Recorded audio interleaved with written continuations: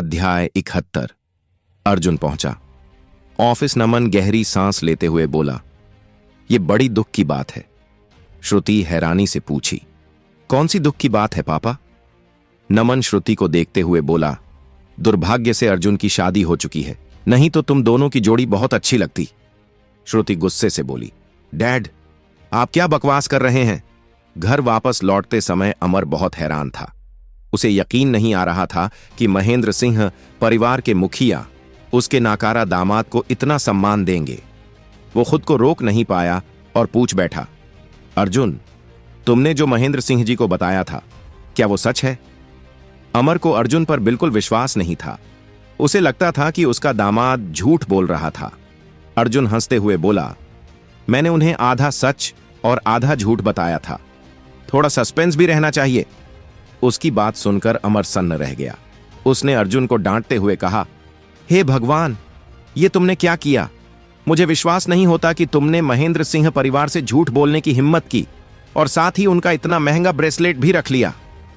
तुम्हें अंदाजा भी है कि अगर उन्हें तुम्हारे झूठ का पता चला तो वो तुम्हारे साथ क्या करेंगे?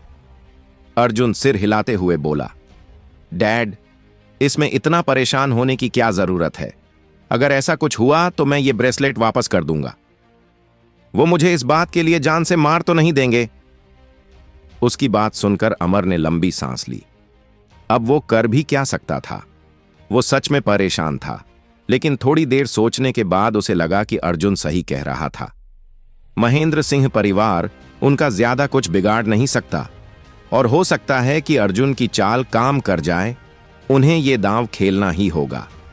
घर पहुंचते ही अर्जुन ने उस समृद्धि और शांति वाले पत्थर को जेब से निकाला। जैसे ही उसने उसे हाथ में लिया, उसे महसूस हुआ कि पत्थर से निकलने वाली ऊर्जा उसके शरीर में प्रवेश कर रही थी। उसका शरीर गर्म महसूस होने लगा, लेकिन साथ ही उसकी छाती और पेट में हल्की बेचैनी भी हुई। कुछ ही देर में उसका शरीर पसीने से भीग गया। उसके शरीर की सारी अशुद्धियां काले पसीने के रूप में बाहर निकल रही थीं। कुछ समय बाद जब पसीना निकलना बंद हुआ तो अर्जुन को बहुत हल्का और ऊर्जावान महसूस हुआ। उसे लगा कि उसकी इंद्रियां, खून और हड्डियां पहले से कहीं ज्यादा मजबूत हो चुकी हैं। यह उस पत्थर की ताकत थी। थोड़ी देर बाद जब अर्जुन ने पत्थर को दोबारा देखा तो वह अब एक साधारण पत्थर जैसा लग रहा था। ऐसा लगा जैसे उसकी पूरी ऊर्जा उसके शरीर में समा गई हो। उसने किताब में दिए गए कल्टीवेशन के तरीके आजमाए, लेकिन पत्थर से और कोई ऊर्जा नहीं निकली। इससे अर्जुन थोड़ा निराश हुआ, लेकिन उसने पत्थर को अपनी जेब में रख लिया। वह जानता था कि यह पत्थर मामूली नहीं था, लेकिन इसकी जांच करने का तरीका उसके पास नहीं था। पहले उसे अपनी ताकत बढ़ानी होगी ताकि वह इस पत्थर पर दोबारा काम कर सके। इसके बाद अर्जुन तुरंत नहाने चला गया, क्योंकि पसीने से उसका शरीर चिपचिपा हो गया था। जैसे ही वह नहा धोकर तैयार हुआ, उसे सिया का फोन आया।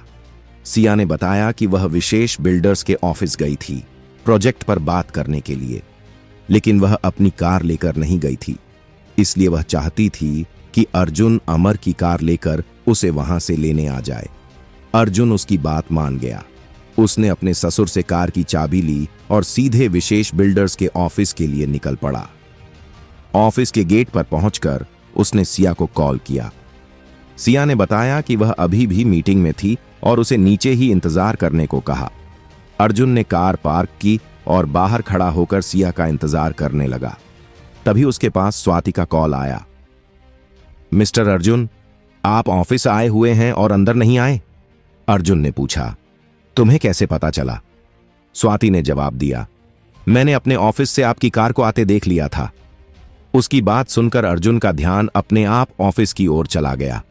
वह मुस्कुराते हुए बोला, मुझसे तुम्हें कोई काम था?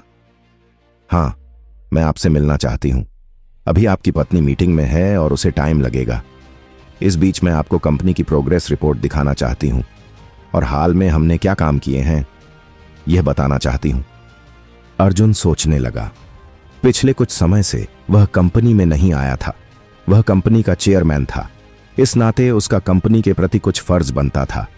वह बिजनेस और प्रोग्रेस को नजरअंदाज नहीं कर सकता था। इसलिए उसने कहा, ठीक है, मैं अभी पहुंचता हूं। ओके सर, आप सीधे अपने ऑफिस में आए, मैं वहीं मिलूंगी। ठीक है, अर्जुन ने कहा और कॉल काट दी।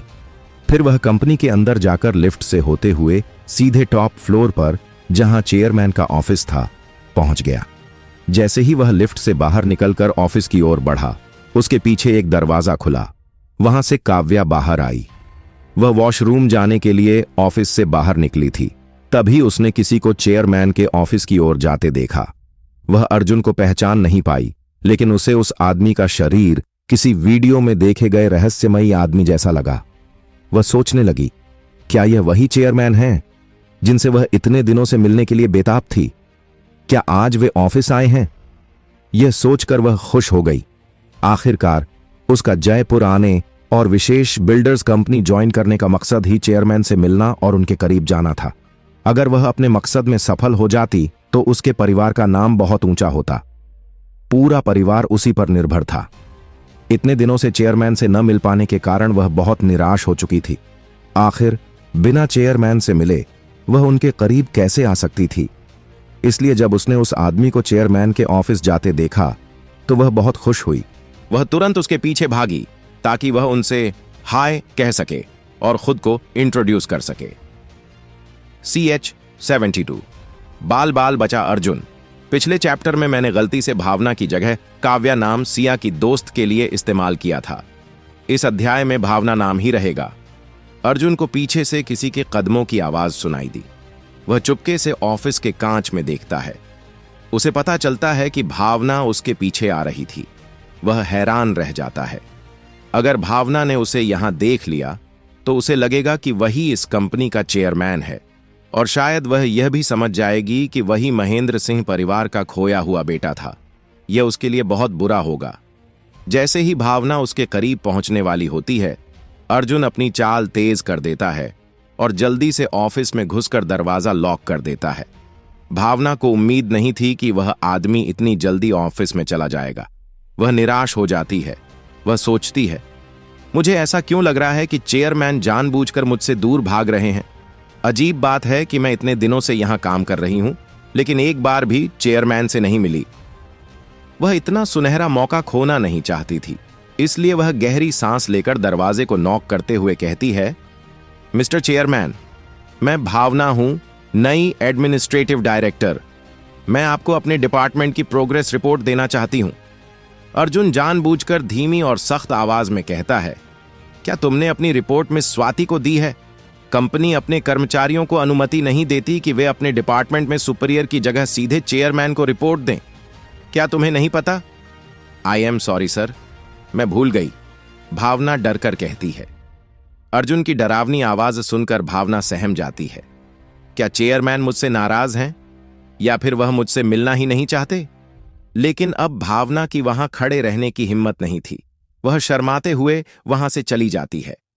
उसके जाने की आवाज सुनकर अर्जुन चैन की सांस लेता है। आज तो मैं बच गया, वह खुद से कहता है। अर्जुन इस स्थिति के बारे में सोचता है। उसे अक्सर ही कंपनी में आना होगा। भावना का ऑफिस और चेयरमैन का ऑफिस एक ही मंजिल पर था, जिससे उनके कभी न कभी आमने सामने आने की संभावना बहुत थी। तभी स्वाति ऑफिस में आती है। अर्जुन कहता है, स्वाति, मेरा एक काम करो। स्वाति पूछती है, जी सर, बताइए। भावना की पोजीशन बदल दो। सर? स्वाति हैरान रह जाती है। उसे ऐसी पोजीशन दो जिसमें उसे हर समय कंपनी में रहना न पड़े।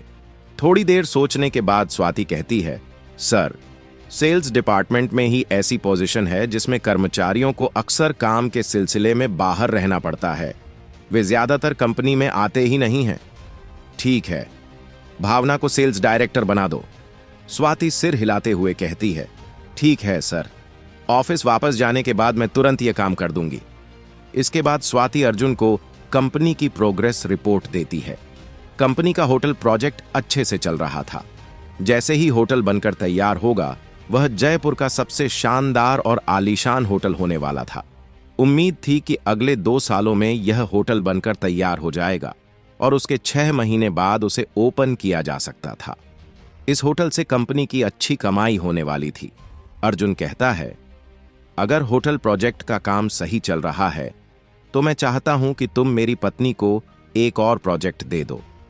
ठीक है सर, स्वाति जवाब देती है। इसके बाद अर्जुन अपनी घड़ी चेक करता है तो पाता है कि मीटिंग खत्म होने का समय हो रहा था। इसलिए वह कहता है, अब तुम जाकर भावना को अपने ऑफिस में बुला लो, मुझे यहां से निकलना है। स्वाति अपने ऑफिस चली जाती है और भावना को बुला लेती है। इसका फायदा उठाकर अर्जुन तुरंत नीचे चला जाता है। जैसे ही वह कार के पास पहुंचता है, उसे सिया आती दिखाई देती है। वह बहुत थकी हुई लग रही थी। इस प्रोजेक्ट की वजह से मेरे पास सांस लेने का भी समय नहीं है, 24 घंटे भी कम पड़ गए हैं, सिया कहती है। अर्जुन दुखी होकर कहता है, तुम दूसरों को काम क्यों नहीं बांट देती, इससे तुम्हारा काम कम हो जाएगा। बिल्कुल नहीं, सिया कहती है, मुझे अभी डायरेक्टर बने ज्यादा समय नहीं हुआ है। मुझे अपनी पोजीशन को मजबूत करने के लिए ज्यादा मेहनत करनी होगी, नहीं तो मेरा कजिन मेरी पोजीशन तुरंत हड़प लेगा। सिया कार में बैठकर आंखें बंद कर लेती है। अर्जुन उसे बिना डिस्टर्ब किए कार ड्राइव करने लगता है। वहीं स्वाति के ऑफिस में स्वाति ने भावना को उसकी नई पोजीशन के बारे में बता दिया था, जिससे भावना हैरान थी। अभी उसे ऑफिस ज्वाइन किए ज्यादा दिन नहीं हुआ था, फिर इतनी जल्दी उसे सेल्स डिपार्टमेंट में ट्रांसफर क्यों किया जा रहा था। स्वाति उसे बताती है, भावना, तुम बहुत सक्षम और टैलेंटेड लड़की हो। एडमिनिस्ट्रेटिव डिपार्टमेंट में काम करने से तुम्हारा टैलेंट बेकार जा रहा था, इसलिए मैंने तुम्हारा रिज्यूमे दोबारा देखा। तुमने मार्केटिंग में MBA किया है। मुझे लगता है कि सेल्स डिपार्टमेंट में तुम बेहतर काम करोगी। वैसे भी सेल्स और मार्केटिंग डिपार्टमेंट कंपनी के लिए सबसे जरूरी है। अगर तुम अच्छा काम करोगी तो बहुत तरक्की करोगी। स्वाति झूठ नहीं बोल रही थी। सेल्स डिपार्टमेंट कंपनी का सबसे महत्वपूर्ण डिपार्टमेंट था। भावना भी इस बारे में ज्यादा नहीं सोचती। उसे लगता है कि अगर वह सेल्स डिपार्टमेंट में अच्छा काम करेगी और कंपनी को ज्यादा से ज्यादा प्रॉफिट दिलाएगी तो चेयरमैन का ध्यान उस पर जरूर जाएगा। इसलिए यह उसके लिए अच्छी खबर थी। ऑफिस से बाहर आते ही सबसे पहले उसने सिया को कॉल किया। जैसे ही सिया ने कॉल उठाया, भावना उत्साहित होकर बोली, सिया, मुझे सेल्स डायरेक्टर बना दिया गया है। सिया सीधे बैठते हुए कहती है, सच में? बहुत बढ़िया।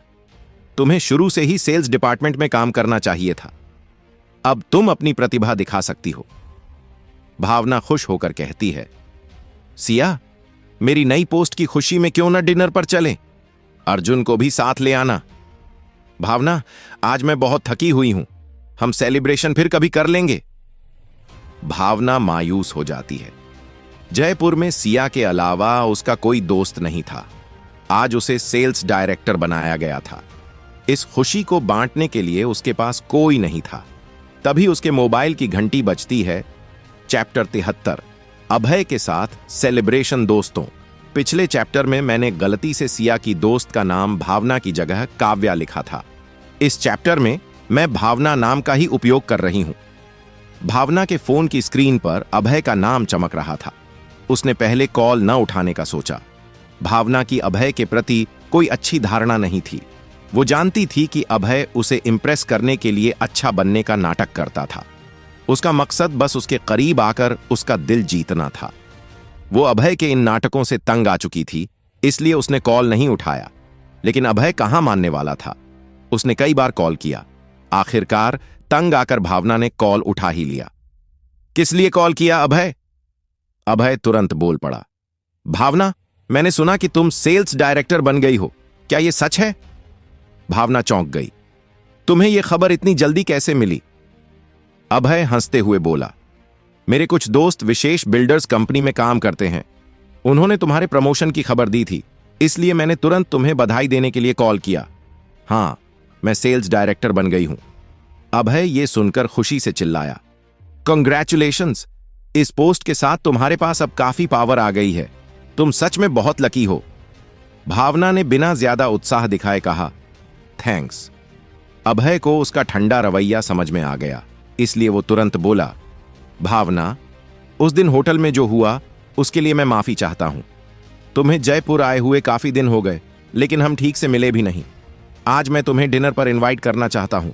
यह तुम्हारे लिए खुशी का दिन है, हमें इसे सेलिब्रेट करना चाहिए। तुम्हारा क्या ख्याल है?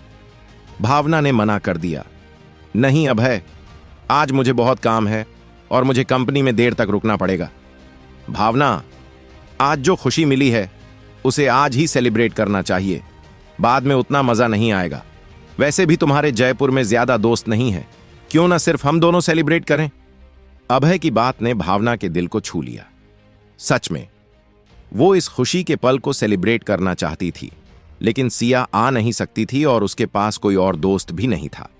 जब अभय ने खुद उसे कॉल करके सेलिब्रेट करने की बात की तो उसे लगा कि अकेले सेलिब्रेट करने से बेहतर है कि वो अभय के साथ करे।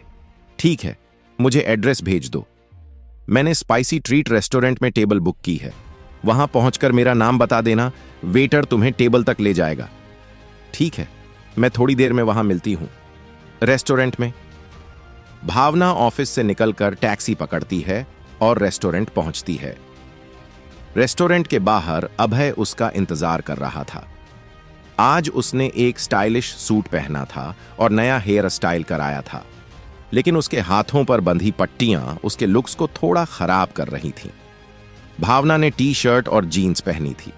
जब वो टैक्सी से उतरी तो वहां खड़े लोग उसे देखने लगे। अभय हल्की सी मुस्कान के साथ बोला, भावना, तुम सच में बहुत खूबसूरत लग रही हो, चलो अंदर चलते हैं। भावना मुस्कुराई। थैंक्स अभय। दोनों अपनी जगह पर बैठ गए और जल्दी ही खाना सर्व हो गया। अभय ने वेटर को महंगी वाइन लाने को कहा, फिर भावना की तरफ देखते हुए बोला, आज इतना खुशी का दिन है, क्यों ना इसे वाइन के साथ सेलिब्रेट करें। भावना ने तुरंत मना कर दिया, नहीं, आज नहीं, मैं जूस लूंगी। अभय उसे वाइन पिलाना चाहता था ताकि उसे नशा हो जाए और वो उसका फायदा उठा सके, लेकिन भावना ने वाइन पीने से मना कर दिया, जिससे अभय निराश हो गया। भावना माफी मांगते हुए बोली, अभय, आज मेरी तबीयत ठीक नहीं लग रही, इसलिए मैं वाइन नहीं पी सकती। अगली बार जब हम मिलेंगे तब मैं तुम्हारे साथ वाइन जरूर पीऊंगी। असल में भावना को अच्छी तरह पता था कि अभय के दिमाग में क्या चल रहा था। वो किसी भी मुश्किल स्थिति से बचना चाहती थी, इसलिए उसने वाइन न पीने का फैसला किया। अभय को उसकी बात पसंद नहीं आई, लेकिन वो जबरदस्ती नहीं कर सकता था, इसलिए वो मुस्कुराते हुए बोला, कोई बात नहीं, आज हम जूस पीते हैं। मेरी बात मानने के लिए धन्यवाद। रेस्टोरेंट में एक अजनबी। उसी समय उनके पास वाली टेबल पर बैठा एक हैंडसम लड़का भावना को लगातार घूर रहा था। जब उसने भावना को रेस्टोरेंट में आते देखा तो वो उसकी खूबसूरती पर फिदा हो गया। उनकी बातें सुनने के बाद उसे अंदाजा हो गया था कि भावना और अभय कपल नहीं थे। यह सोचकर कि यह अच्छा मौका है, उसने हिम्मत जुटाई और उनकी टेबल के पास आकर बोला, हेलो ब्यूटीफुल, आपके आने से इस रेस्टोरेंट की फिजा ही बदल गई। मुझे आपसे पहली नजर में प्यार हो गया। क्या मुझे आपका नंबर मिल सकता है? भावना अचानक इस तरह के कमेंट से हैरान रह गई। उसे यकीन नहीं हो रहा था कि कोई इस तरह उसे प्रपोज करेगा। अभय का चेहरा गुस्से से लाल हो गया। ये बेवकूफ कहां से टपक पड़ा? इसे दिख नहीं रहा कि मैं भावना के साथ हूं? इसकी हिम्मत कैसे हुई मेरे सामने भावना पर लाइन मारने की? जारी 74 अभय की मुश्किलें। अभय को देखकर वह युवक बेहद गुस्से में था। बड़ी मुश्किल से उसे भावना के साथ समय बिताने और उसे इंप्रेस करने का मौका मिला था, और अब यह अनजान लड़का उसके प्लान में दखल दे रहा था। गुस्से में अभय गुर्राया, तुम कौन हो? तुम्हारी हिम्मत कैसे हुई हमारे टेबल पर आकर हमें परेशान करने की?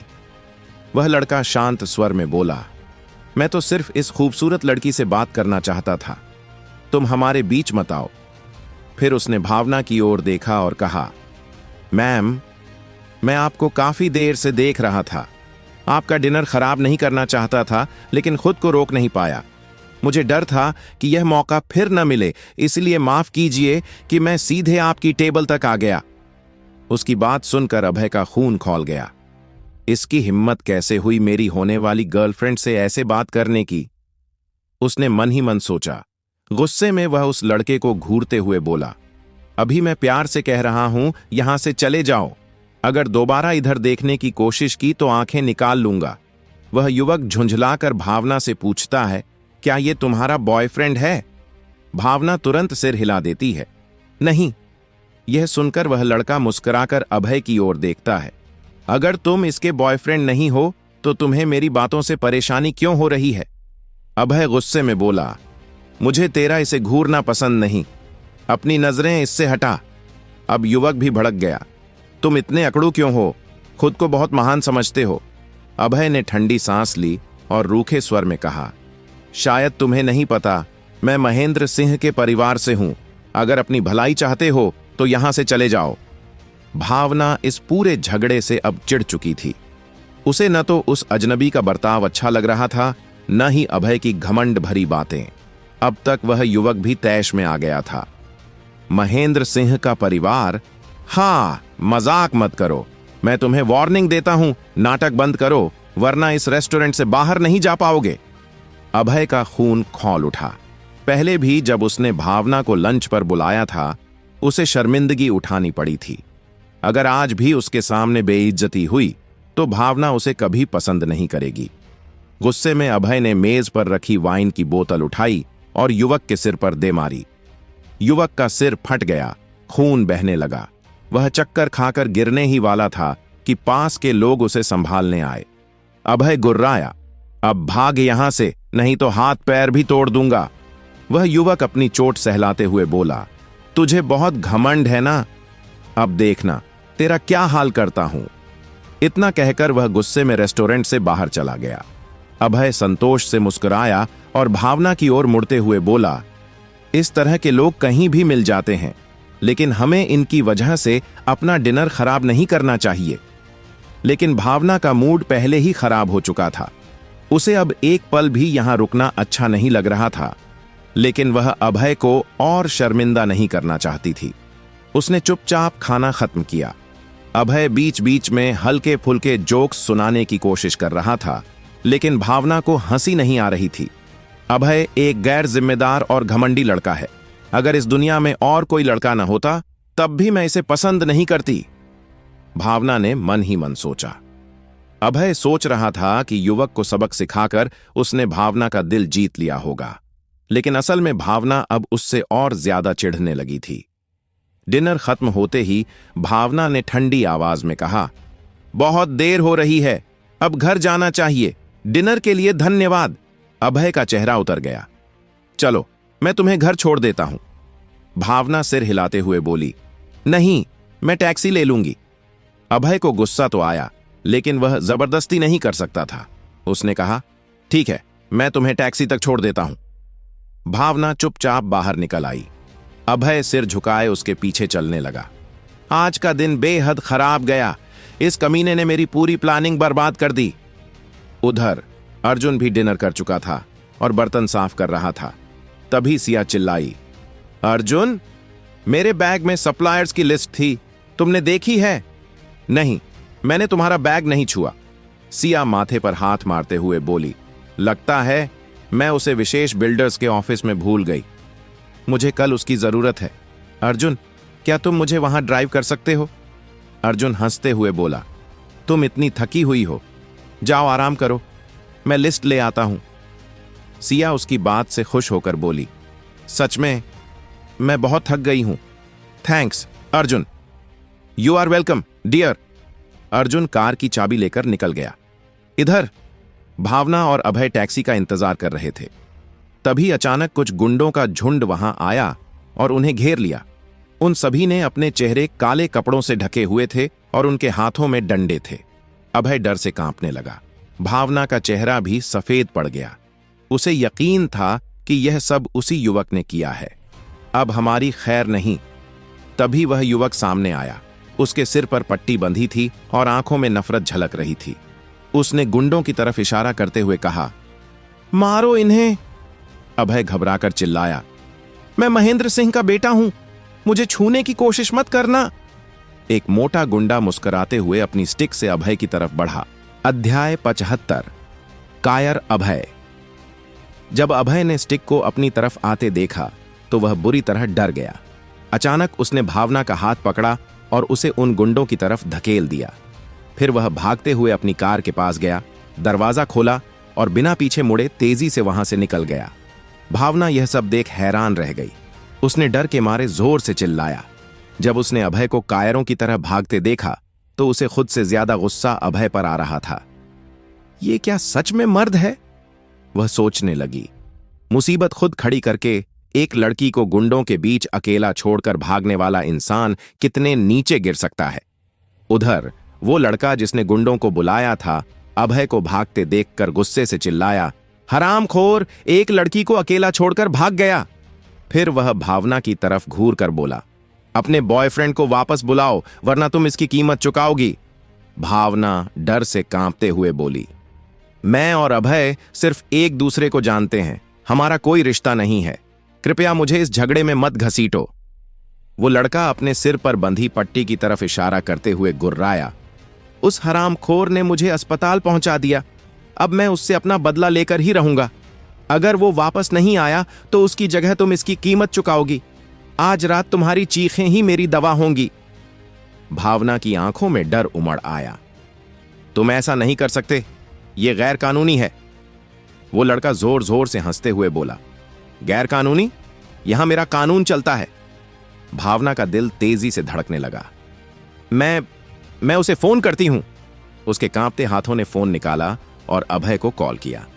अभय की कायरता इस वक्त अभय तेजी से अपनी कार ड्राइव कर रहा था ताकि वह किसी भी तरह उन गुंडों से बच सके। जैसे ही उसने भावना का कॉल देखा, उसका दिल बैठ गया। अब ये क्या है, उसने सोचा। भावना उसे सिर्फ एक ही वजह से कॉल कर रही होगी, उसे वापस बुलाने के लिए। लेकिन वह जानता था कि अगर वह वापस गया तो जिंदा नहीं बचेगा। गुंडों के हाथों पीट पीट कर अगर जिंदा भी बचा तो जिंदगी भर के लिए अपाहिज हो सकता था। नहीं, भावना से ज्यादा मेरी जान जरूरी है। उसने कांपते हाथों से कॉल को इग्नोर कर दिया और स्पीड और तेज कर दी। भावना का संघर्ष, जब अभय ने फोन नहीं उठाया तो भावना का दिल डूब गया। वह लड़के के सामने गिड़गिड़ाई, कृपया मुझे जाने दो, जितने पैसे कहोगे मैं देने को तैयार हूं। लड़के ने शैतानी हंसी के साथ कहा, मुझे पैसे नहीं, तुम्हारी चीखें चाहिए। अब भावना को समझ आ गया कि अगर उसने कुछ नहीं किया तो वह बच नहीं पाएगी।